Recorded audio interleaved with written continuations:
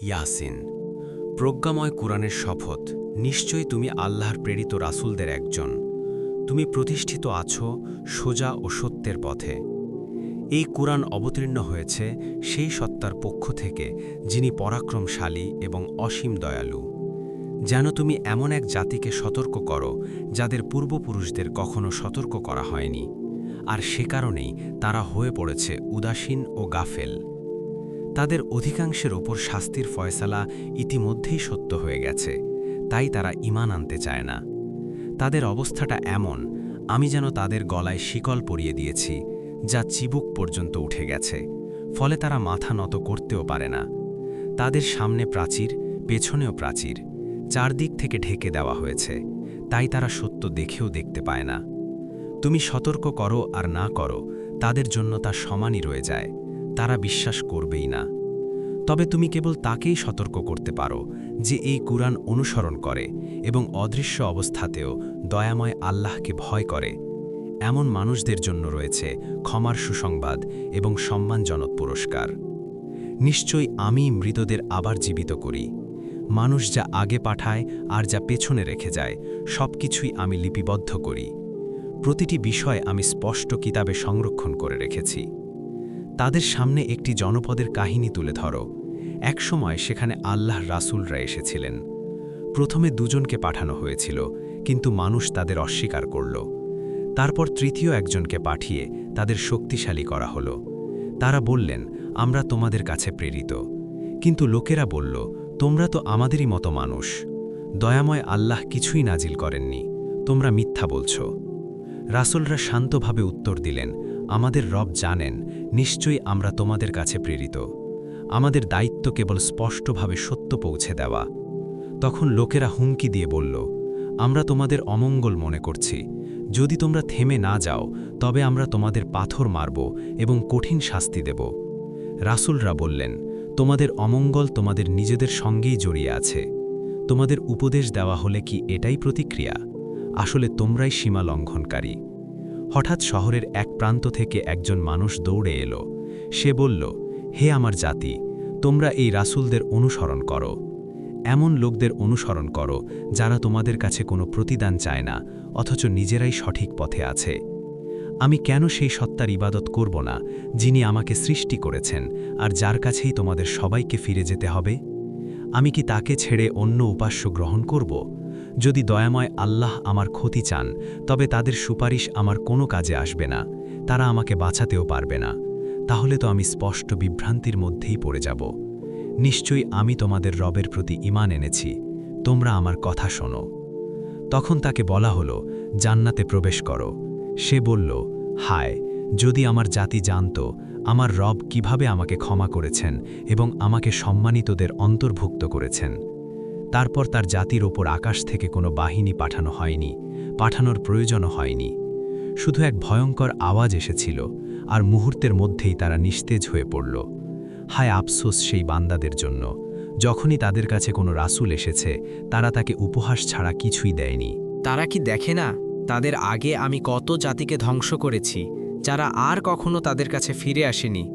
অথচ কিয়ামতের দিনে তাদের সবাইকে একত্রে আমার সামনে হাজির করা হবে। তাদের জন্য একটি নিদর্শন হলো মৃতভূমি। আমি তাতে প্রাণ সঞ্চার করি, সেখান থেকে শস্য উৎপন্ন করি, যা তারা খেয়ে থাকে। আমি তাতে বাগান সৃষ্টি করেছি, খেজুর আর আঙুরের বাগান, আর তার ভেতর দিয়ে প্রবাহিত করেছি ঝর্ণাধারা, যেন তারা তার ফল ভোগ করে। অথচ এসব দ্বারা নিজেদের হাতে সৃষ্টি করেনি। তবু কি তারা কৃতজ্ঞ হবে না? পবিত্র সেই সত্তা, যিনি সব কিছু জোড়ায় জোড়ায় সৃষ্টি করেছেন, যা পৃথিবী জন্ম দেয়, যা তারা নিজেরা জানে আর যা তারা জানে না। তাদের জন্য আরেকটি নিদর্শন হলো রাত।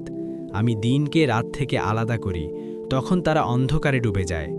সূর্য চলতে থাকে তার নির্দিষ্ট গন্তব্যের দিকে। এটাই পরাক্রমশালী, সর্বজ্ঞ আল্লাহ নির্ধারণ। আর চাঁদের জন্য আমি নির্ধারিত করেছি ধাপসমূহ, যতক্ষণ না তা শুকনো খেজুর শাখার মতো হয়ে ফিরে আসে। সূর্যের সাধ্য নেই চাঁদকে ধরে ফেলার, আর রাত কখনো দিনকে ছাড়িয়ে যেতে পারে না। প্রত্যেকেই নিজ নিজ কক্ষপথে ভেসে চলছে। তাদের জন্য আরেকটি নিদর্শন হলো, আমি তাদের বংশধরদের বোঝাই করা নৌকায় বহন করেছি। আমি তাদের জন্য এর মতো আরও বাহন সৃষ্টি করেছি, যাতে তারা আরোহণ করে। যদি আমি চাই তবে তাদের ডুবিয়ে দিতে পারি, তখন তাদের কোনো সাহায্যকারী থাকবে না, তারা রক্ষা পাবে না। কিন্তু এটি আমার পক্ষ থেকে দয়া এবং নির্দিষ্ট সময় পর্যন্ত তাদের সুযোগ দেওয়া। যখন তাদের বলা হয়, তোমাদের সামনে যা আছে আর যা পেছনে আছে সেসব থেকে সাবধান হও, যেন তোমাদের প্রতি দয়া করা হয়, তখন তারা মুখ ফিরিয়ে নেয়। তাদের রবের নিদর্শনগুলোর কোনো একটি যখনই তাদের কাছে আসে, তারা সেখান থেকেও বিমুখ হয়। আর যখন তাদের বলা হয়, আল্লাহ তোমাদের যা দিয়েছেন তা থেকে ব্যয় করো, তখন অবিশ্বাসীরা মুমিনদের বলে, আমরা কি তাকে খাওয়াবো যাকে আল্লাহ চাইলে নিজেই খাওয়াতে পারতেন? তোমরা তো স্পষ্ট বিভ্রান্তিতেই আছো। তারা বলে, যদি তোমরা সত্যবাদী হও তবে এই প্রতিশ্রুতি কবে পূর্ণ হবে? অথচ তারা অপেক্ষা করছে শুধু এক ভয়ঙ্কর আওয়াজের, যা তাদের তর্কের মধ্যেই এসে আঘাত করবে। তখন তারা কোনো ওয়াসিয়ত করতে পারবে না, নিজেদের পরিবার পরিজনের কাছেও ফিরে যেতে পারবে না। শিঙায় ফুঁক দেওয়া হবে, আর সঙ্গে সঙ্গেই তারা কবর থেকে উঠে তাদের রবের দিকে ছুটে আসবে। তারা বলবে, হায় দুর্ভাগ্য আমাদের, কে আমাদের এই নিদ্রাস্থান থেকে জাগিয়ে তুলল? এটাই তো সেই প্রতিশ্রুতি যা দয়াময় আল্লাহ দিয়েছিলেন আর রাসূলরা সত্য বলেছিলেন। তা হবে শুধু এক ডাক, আর মুহূর্তেই তারা সবাই আমার সামনে উপস্থিত হবে। সেদিন কারও ওপর সামান্যও জুলুম করা হবে না, আর তোমরা যা করতে তারই প্রতিফল দেওয়া হবে। সেদিন জান্নাতবাসীরা আনন্দে ব্যস্ত থাকবে, তারা ও তাদের সঙ্গিনীরা ছায়ায় সিংহাসনে হেলান দিয়ে বসবে। সেখানে তাদের জন্য থাকবে ফলমূল, আর তারা যা চাইবে তাই। পরম দয়ালু রবের পক্ষ থেকে তাদের জন্য থাকবে শান্তির সালাম। আর সেদিন অপরাধীদের বলা হবে, আজ তোমরা আলাদা হয়ে যাও। হে আদম সন্তানরা, আমি কি তোমাদের আদেশ করিনি যে শয়তানের ইবাদত করবে না? সে তো তোমাদের প্রকাশ্য শত্রু, আর আমারই ইবাদত করবে, এটাই সরল পথ। অথচ সে তোমাদের মধ্য থেকে বহু মানুষকে পথভ্রষ্ট করেছে, তবু কি তোমরা বুঝতে চাওনি? এটাই সেই জাহান্নাম, যার ব্যাপারে তোমাদের বারবার সতর্ক করা হয়েছিল। আজ তোমরা এতে প্রবেশ করো, তোমাদের কুফরির প্রতিদান হিসেবে। আজ আমি তাদের মুখে সিল মেরে দেব, তাদের হাত কথা বলবে, আর তাদের পা সাক্ষ্য দেবে তারা যা করত তার সব কিছুর। যদি আমি চাইতাম তবে তাদের চোখ মুছে দিতে পারতাম, তখন তারা পথের দিকে ছুটত, কিন্তু কিভাবে দেখত? আর যদি চাইতাম তাদের জায়গাতেই বিকৃত করে দিতাম, তখন তারা না সামনে এগোতে পারত, না ফিরে আসতে পারত। আমি যাকে দীর্ঘ জীবন দিই তাকে সৃষ্টি অনুযায়ী দুর্বল করে দিই, তবু কি তারা বুঝতে চায় না? আমি নবীকে কোনো কবিতা শেখাইনি, আর তা তার জন্য শোভনও নয়।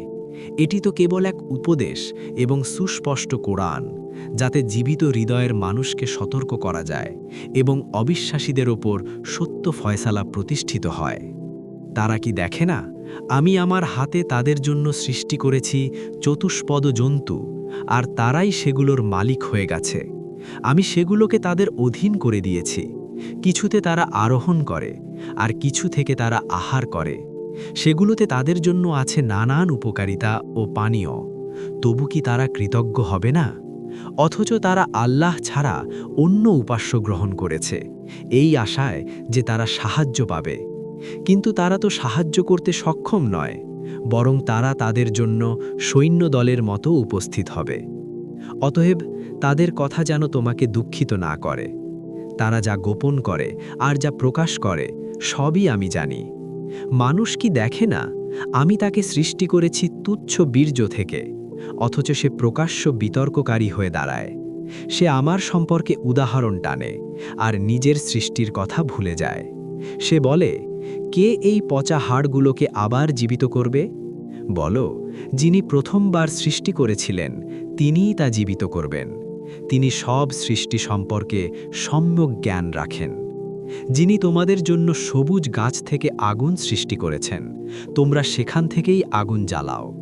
যিনি আকাশমণ্ডলী ও পৃথিবী সৃষ্টি করেছেন, তিনি কি তাদের মতো আবার সৃষ্টি করতে সক্ষম নন? অবশ্যই সক্ষম। তিনি তো সর্বস্রষ্টা, সর্বজ্ঞ। তার কাজ তো কেবল এটুকুই, তিনি যখন কোনো কিছুর ইচ্ছা করেন তখন বলেন হও, আর সঙ্গে সঙ্গেই তা হয়ে যায়।